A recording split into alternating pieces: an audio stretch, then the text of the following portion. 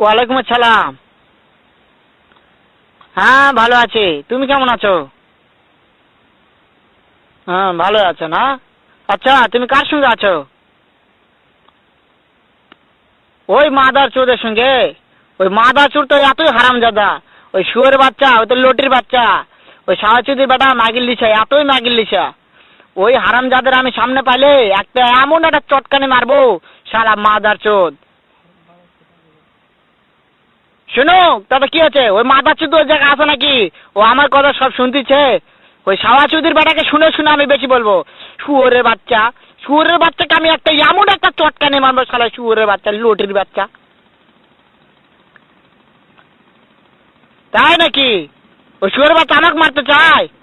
শুয়োরের বাচ্চাকে আমি দেখা সাক্ষাৎ হলে বলে শুয়োরের বাচ্চাকে আমি এমন চটকানি মারবো, মাদার চোদ। আমি থামো, আমি